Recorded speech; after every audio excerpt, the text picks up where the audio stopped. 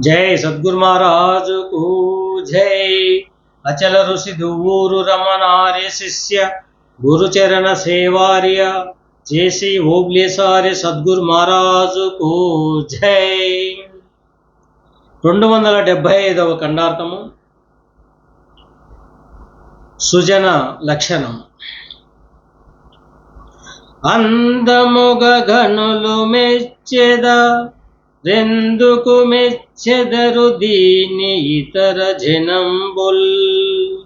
చంద్రుడు ఉదయమందిన సింధువు చెలరేగినట్లు చెలగోనే చేలు కోనేళ్ళు నూతులు బావులేలు మందయానల పందు మగవారె శృతి చేతు రెందుకు నుతి చేతురిలా చెడ పురుషులు చెలగోనే చేలు కోనేళ్ళు నూతులు బావులేలు। శిష్య,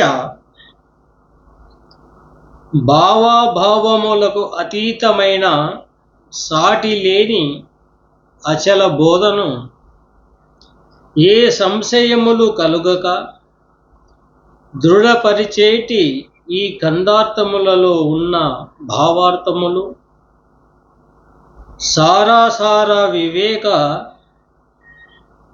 సంపన్నులగు బుద్ధి కుశలత కలిగిన మేధావులే విని ఆనందించురు కాని వాసనల యందు తలదూర్చి భ్రాంతులకు వశగతులై మూఢజనులకు ఏ మాత్రము వారి మనసును సంతోషము కలిగింపనేరవు।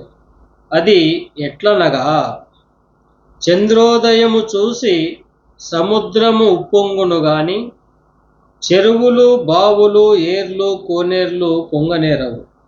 అదియుగాక స్త్రీలయందు సుఖము సురసులైన పురుషులు మాత్రమే అనుభవించి ఆనందించుచుందురు గాని చెడపురుషులుగా ఉన్నవారు ఆ సుఖమును అనుభవించగా పోయినట్లుగా ఈ పరిపూర్ణ బోధలో ఉన్న సుఖము తెలిసిన సద్గుణవంతులకు మాత్రమే ఈ ఖండార్థములు మెప్పుగా కనపడుచుండును।